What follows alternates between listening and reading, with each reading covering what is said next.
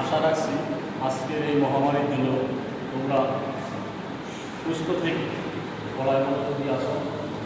তো শিক্ষার্থী বন্ধুরা, বরাবরের মতোই আজকে আমি তোমাদের ক্লাসে অর্থাৎ নবম শ্রেণীর হিসাব বিজ্ঞান বইয়ের তৃতীয় অধ্যায়টির নাম হল দুতরফা দাখিলা পদ্ধতি। এই দুতরফা দাখিলা পদ্ধতির মধ্যে একতরফা দাখিলা পদ্ধতি নিয়ে আমরা আলোচনা করব।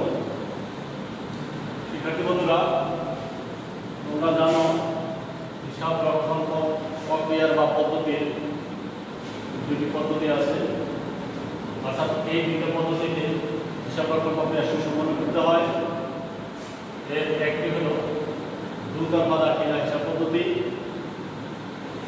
যাকে ইংরেজিতে বলে single entry system of accounting. আর দ্বিতীয়টি হল একতরফা দাখিলা হিসাব পদ্ধতি। শিক্ষার্থী বন্ধুরা, দুতরফা দাখিলা পদ্ধতি হল double entry system, double entry system. আর একতরফা হল সিঙ্গেল এন্ট্রি সিস্টেম, SINGIT। কয়টি পদ্ধতি শিক্ষার্থী বন্ধুরা? দুইটি পদ্ধতি, দুতরফা দাখিলা হিসাব পদ্ধতি, ইংরেজিতে হলো ডাবল এন্ট্রি সিস্টেম। একতরফা দাখিলা হিসাব পদ্ধতি, সিঙ্গেল এন্ট্রি সিস্টেম। তো পদ্ধতির সাথে শিক্ষার্থী বন্ধুরা দেখো, প্রথমটার সাথে দুতরফা কথা লেখা আছে, দ্বিতীয়টির সাথে একতরফা লেখা আছে। দুতরফা, টু ফোল্ড অ্যাসপেক্ট, ইংলিশে বলে টু ফোল্ড অ্যাসপেক্ট, অর্থাৎ লেনদেন সংগঠিত হওয়ার সাথে সাথে তোমাদেরকে দ্বৈত সংখ্যায় বা টু ফোল্ড অ্যাসপেক্ট অথবা দুই পক্ষে বিশ্লেষণ করে, দুই পক্ষটা কি শিক্ষার্থী বন্ধুরা? ডেবিট এবং ক্রেডিট এই বিশ্লেষণ করে সর্বপ্রথম হিসাবের প্রাথমিকগুলি জাবেদায় লেখা হয়। কিন্তু একতরফা দাখিলা পদ্ধতি, সিঙ্গেল এন্ট্রি সিস্টেম, যেহেতু এটা একতরফা, কারো কথা শুনে না, অনেকটা নিয়ম নীতি মানে না, এই জন্য এটা অবৈজ্ঞানিক পদ্ধতি, এটাকে বলা হয় অসম্পূর্ণ হিসাব রক্ষণ পদ্ধতি। তো আমরা আজকে শিক্ষার্থী বন্ধুরা মূলত এই একতরফা দাখিলা পদ্ধতি নিয়ে আলোচনা করব। একতরফা দাখিলা পদ্ধতি হিসাব সুসম্পন্ন করতে হলে আমাদেরকে তিনটি ধাপ অতিক্রম করতে হয়, অর্থাৎ তিনটি রেজাল্ট বের করতে হয়। প্রথম রেজাল্ট হলো এখন প্রারম্ভিক মূলধন বের করে নিতে হবে উদ্দীপকের আলোকে। কিসের আলোকে? উদ্দীপকের আলোকে। উদ্দীপকের আলোকে প্রারম্ভিক মূলধন বের করে নিতে হবে। দ্বিতীয়ত বের করে নিতে হবে সমাপনী মূলধন, তাও উদ্দীপক থাকবে। তৃতীয় হবে লাভের ক্ষতি। সূত্র হলো এখানে এই তিনটা ধাপে হিসাব প্রক্রিয়া রক্ষণ প্রক্রিয়াটা সুসম্পন্ন করতে হয়। শিক্ষার্থী বন্ধুরা দেখো, প্রথম হলো প্রারম্ভিক মূলধন। এই যে প্রারম্ভিক মূলধনটা, বের করবা। বছরের প্রথমে কিছু সম্পদ দেওয়া থাকবে এবং বছরের প্রথমে কিছু দায় দেওয়া থাকবে। অর্থাৎ হিসাব বছরটা যদি জানুয়ারি মাসে সুসম্পন্ন হয়, তাহলে জানুয়ারি মাসের 1 তারিখে কিছু সম্পদ দেওয়া থাকবে এবং জানুয়ারি মাসের 1 তারিখে কিছু দায় দেওয়া থাকবে। 1 তারিখের সম্পদ থেকে 1 তারিখের দায়গুলি বাদ দিলে যে একটা বিয়োগফল পাওয়া যাবে বা জের পাওয়া যাবে বা উদ্ভিদ পাওয়া যাবে, ওই উদ্ভিদটা হলো প্রারম্ভিক মূলধন। বিষয়টা এরকম, ধরো প্রারম্ভিক মূলধন 50,000, দায় হলো ধরো 20,000। শিক্ষার্থী বন্ধুরা, তাহলে আমি তোমাদেরকে যদি প্রশ্ন করি যে প্রারম্ভিক মূলধন কত, তোমরা বলবা 30,000 টাকা। এটা হলো একটা। দ্বিতীয়টা সমাপনী মূলধন বের করবা। দ্বিতীয়ত সমাপনী মূলধনটা ঠিক সেই আগের নিয়মে বের করতে হবে। ধরো বছরের প্রথমে সম্পদ দেওয়া আছে ধরো 70,000 টাকা। কত শিক্ষার্থী বন্ধুরা? 70,000 টাকা। বছরের প্রথমে দায় দেওয়া আছে ধরো 50,000 টাকা।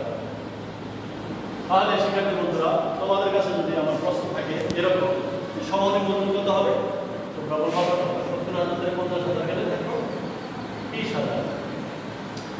তাহলে আমরা একতরফা দাখিলা পদ্ধতিতে প্রারম্ভিক মূলধন পেলাম 30,000, একতরফা দাখিলা পদ্ধতিতে উদ্দীপকের আলোকে সমাপনী মূলধন পাইলাম কত আমরা 20,000। এখন তৃতীয় ধাপ অর্থাৎ লাভ অবলিক ক্ষতি যদি আমরা বের করতে চাই, আরো দুইটা তথ্য লাগবে। ধরো মূলধন উত্তোলন, মালিক ব্যবসায়িক প্রয়োজনে ধরো উত্তোলন করলো 5,000 টাকা, কত শিক্ষার্থী মুদ্রা 5,000 টাকা। আবার ধরো ব্যবসায়িক প্রয়োজনে মূলধন আনলো 10,000 টাকা, দুইটার ক্ষতিপূরণ করলাম। ব্যক্তিগত প্রয়োজন উত্তোলন করলো কত 5,000, আর অতিরিক্ত মূলধন ব্যবসায়িক প্রয়োজন আনলো কত 10,000। এখন তোমার কাছে যদি প্রশ্ন করে যে লাভ অবলিক ক্ষতি কত হবে, তাহলে বিষয়টা আমরা সমস্যা সমাধান করেই দেখাই। দেখো সমাপনী মূলধন শিক্ষার্থী বন্ধুরা পাইলাম কত 20,000, যোগ উত্তোলন করলাম কত 5,000, মান বসাইতেছি, বিয়োগ দেখো প্রারম্ভিক মূলধন পাইলাম কত 30,000,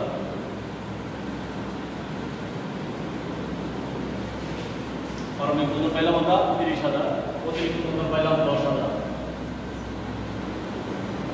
দেখো শিক্ষার্থী বন্ধুরা 20,000 এর 5,000 হলো 25,000, আর এখানে হইল কত 30,000 10,000 40,000। কোনটা বড় 25,000 বড় না 40,000 বড়? নিশ্চয়ই 40,000 বড়। তাহলে এই যে আমরা শিক্ষার্থী বন্ধুরা লাভ অবলিক ক্ষতি লিখলাম, একই অঙ্কের মধ্যে দুইটি রেজাল্ট হয় না, এখানে হয়েছে ক্ষতি হইল মাইনাস কত 1 2 3 5 7 10 5 15,000 টাকা, কত 15,000 টাকা। দেখো এটা এখানে লোকসান হয়েছে 15,000 টাকা, আবার অন্য অঙ্কের মধ্যে লাভও হইতে পারে, অর্থাৎ আবার লাভ ক্ষতি দুইটা সমানও হইতে পারে। অর্থাৎ এই একতরফা দাখিলা পদ্ধতির রেজাল্ট লাভ হইতে পারে অথবা ক্ষতি হইতে পারে, অথবা লাভ লোকসান উভয় সমান হইতে পারে। এটা যেহেতু অবৈজ্ঞানিক পদ্ধতি, অসম্পূর্ণ পদ্ধতি, এই জন্য এটার নাম হলো শিক্ষার্থী বন্ধুরা একতরফা দাখিলা হিসাব পদ্ধতি। ইংরেজিতে কি বলে? Single system entry system of accounting. নিশ্চয়ই আজকের আলোচনা তোমরা বুঝতে পেরেছ। আগামী আলোচনা দেখার জন্য সবাই সুস্থ থেকে আবার ক্লাসে অধিক মনোযোগী হোক এই প্রত্যাশায় আজকের মতো এখানে শেষ